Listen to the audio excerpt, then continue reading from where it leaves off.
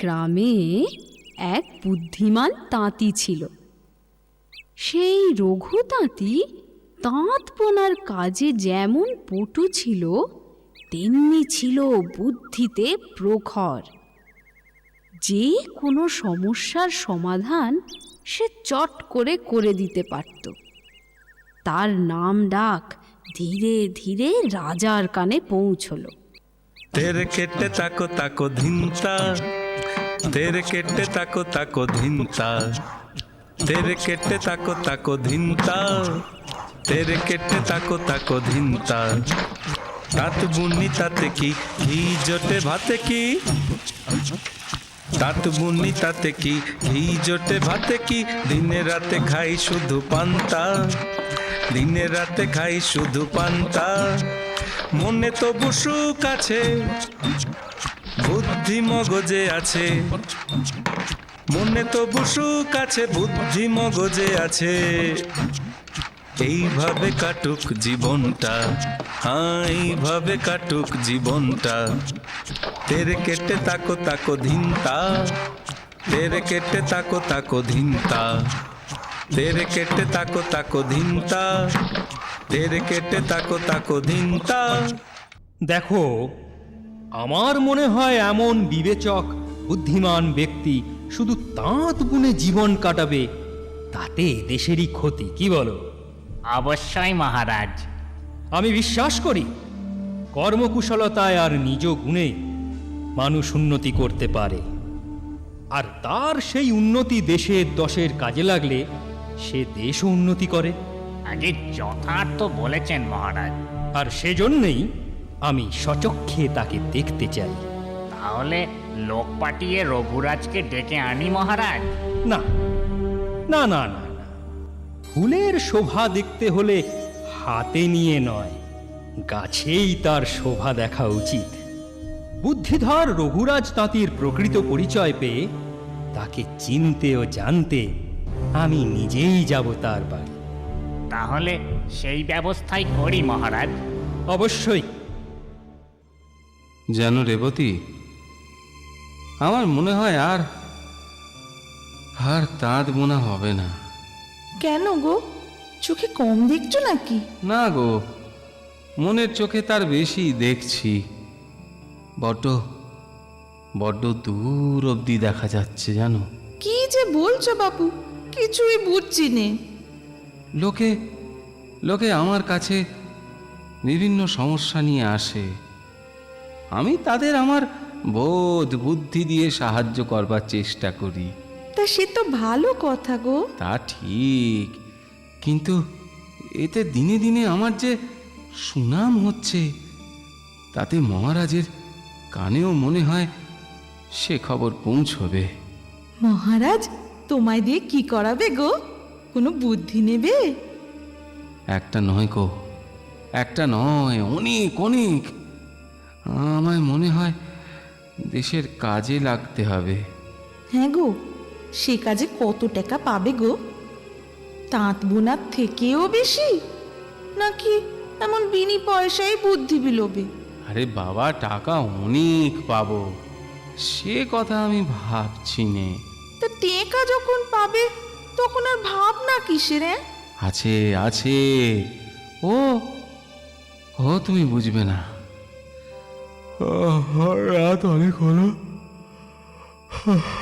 চলো শুয়ে পড়ি।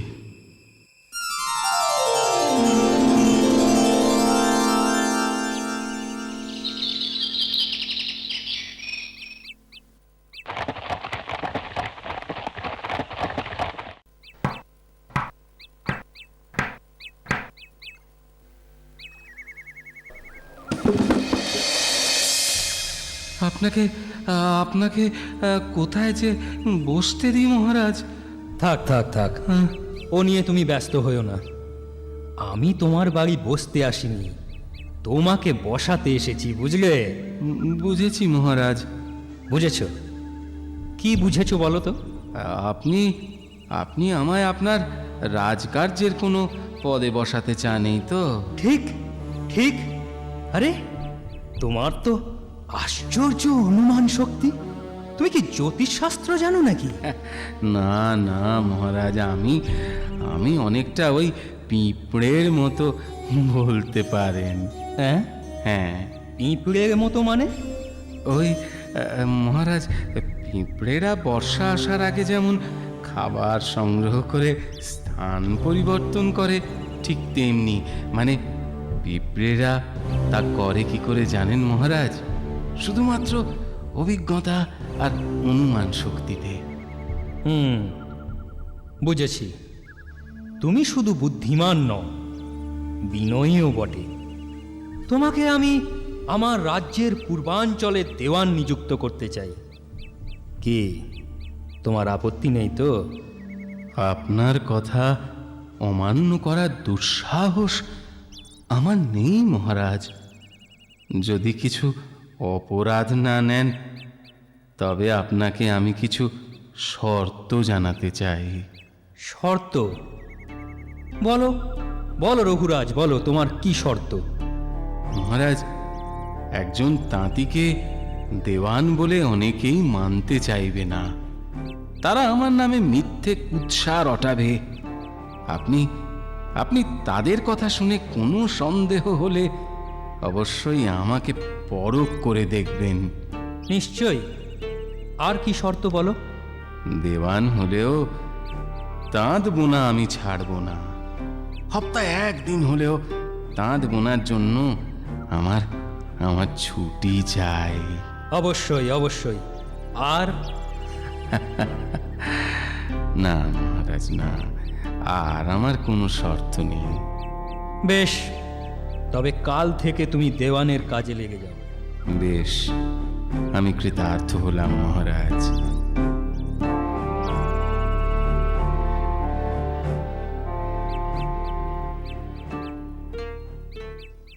দেওয়ানের কাজ তো তুমি ভালোই সামলাচ্ছ গো। তা সামলাচ্ছি, কিন্তু আমার শত্রুরাও তাদের দুর্বুদ্ধি শানাচ্ছে। কি তোমার শত্রু? আছে আছে, ও তুমি বুঝবে না। সত্যি, একটা তাঁতির কি প্রশাসনিক দক্ষতা! ভাবলে আশ্চর্য হয়ে যেতে হয়। হ্যাঁ, যার কাজ তাকেই সাজে মহারাজ। মানে আপনি কি বলতে চাইছেন রাজগুরু? আমি যদি ভাবি অস্ত্র চালনা করব, তা ক্ষত্রিয়ের মতো তো পারবো না। আবার আপনি যদি ভাবেন আমার কার্য সমাধা করবেন, তা আপনাকে মানাবে না মহারাজ। কিন্তু কিন্তু তাঁতি হলেও রঘুরাজ তো পারছে তার দায়িত্ব পালন করতে।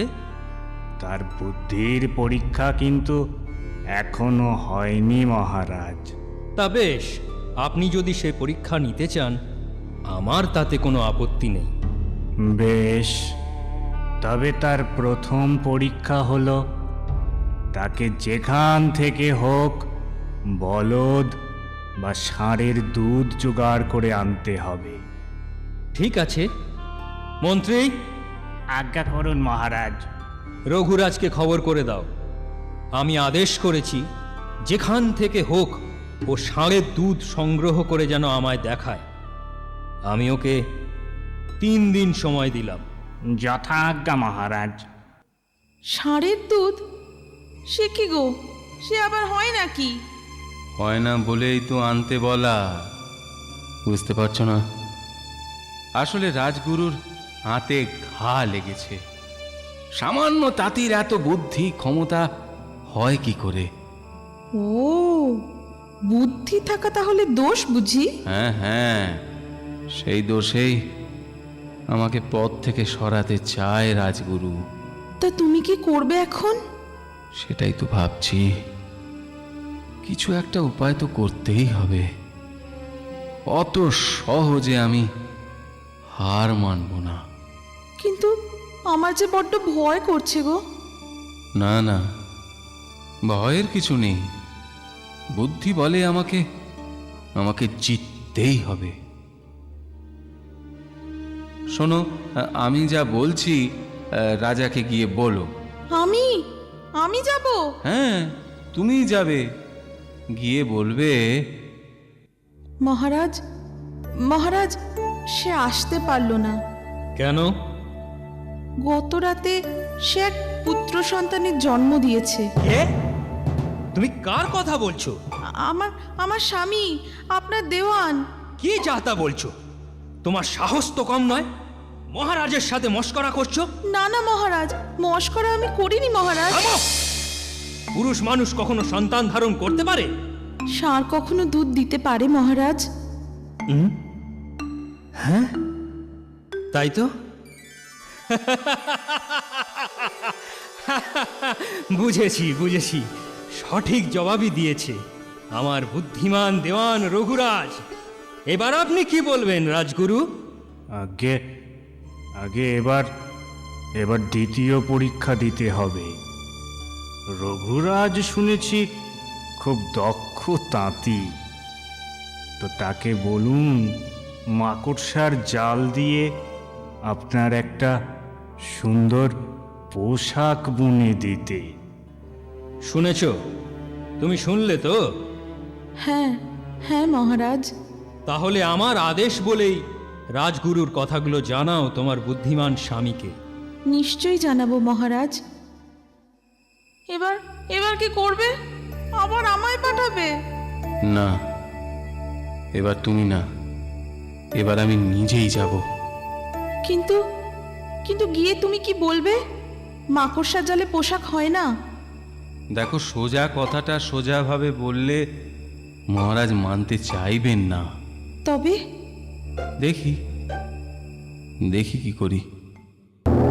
বলো হে রঘুরাজ, মাকড়সার জালে আমার পোশাক তৈরি কদ্দূর হলো? আগে সে প্রয়োজনেই আপনার কাছে আমার আশা। সে প্রয়োজনে মানে? আমি তোমায় কিভাবে সাহায্য করতে পারি? মহারাজ, আপনার সরোবরের জলে সেনাদের বলুন আগুন ধরাতে। সে জল পুড়ে ছাই হবে। সেই জলের ছাই না পেলে মাকড়সা জালে পোশাক তো বানানো যাবে না মহারাজ। আবার মস্করা, আবার! জলে কখনো আগুন লাগে? আর তা কখনো ছাই হয় নাকি? জলের ছাই আমি কোথায় পাবো বলতে পারো? এ অসম্ভব। অসম্ভব? মহারাজ, মাকড়সার জালের পোশাক তৈরিও ঠিক তেমনি অসম্ভব। হ্যাঁ, হ্যাঁ, বুঝেছি বুঝেছি গুরুদেব। এবার বলুন, আপনার তৃতীয় এবং শেষ পরীক্ষাটা কি? আগে আগে আপনার আপনার এই সরোবরটা ওকে স্থানান্তর করতে হবে মহারাজ। এই রাজগৃহের সরোবর প্রজাদের তেমন কাজে লাগে না। ওই হাট বাজারের মাঝে এই সরোবর থাকলে মানুষের তৃষ্ণা মিটবে। শুনেছ তো? শুনলে?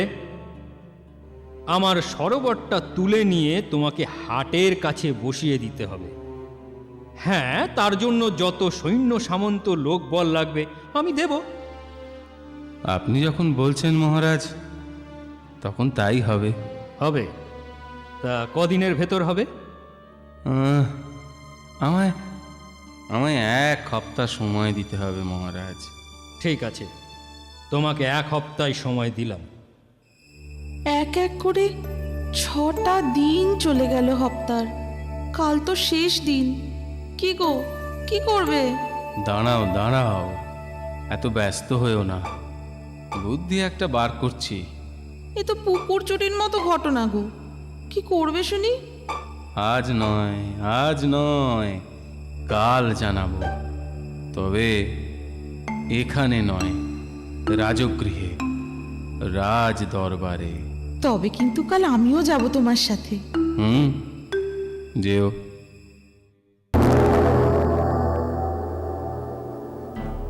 মহারাজ, এই দড়িটার একটা প্রান্ত আমি আর আমার বউ মিলে হাটের কুঁয়োয় গিয়ে বাঁধবো, ঠিক আছে? আপনার সৈন্যদের বলুন এই দড়ির অপর প্রান্ত আপনার সরোবরের জলে বেঁধে দিতে। জলে দড়ি বাঁধবে? হ্যাঁ। তা কখনো হয় নাকি?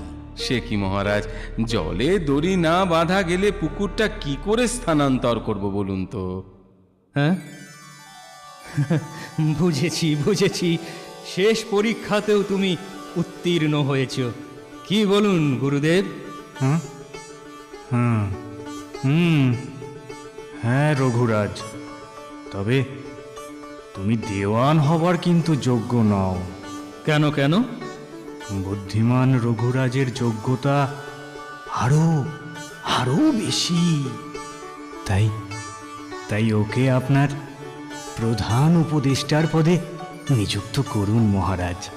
তবে তাই হোক রঘুরাজ, এবার থেকে তোমার কর্মস্থল হবে এই রাজগৃহ। তোমার বউকে নিয়ে এবার থেকে তুমি এখানেই থাকবে। কিন্তু একটা শর্তে মহারাজ। জানি জানি, সপ্তাহে একদিন তাঁত বোনার ছুটি চাই, তাই তো? আপনি আপনি যথার্থই ধরেছেন মহারাজ। তাহলে তাহলে ঘর থেকে আসবাবগুলো এখনই নিয়ে আসি মহারাজ। সে নিয়ে চিন্তা করো না, সব ব্যবস্থা আমার লোকেরাই করবে। আজ আমি খুব খুশি। রঘুরাজ আমার সাথে সাথেই থাকবে, আর তাতে আমার অনুমান শক্তি আর বুদ্ধি তুই পারবে। বুদ্ধিমান রঘুর পদোন্নতি ঘটে। দেওয়ান থেকে প্রধান উপদেষ্টা হবার পর কালক্রমে সে মন্ত্রীর সম্মান লাভ করে। আমার কথাটি ফুরলো, নুটে গাছটি মুড়লো।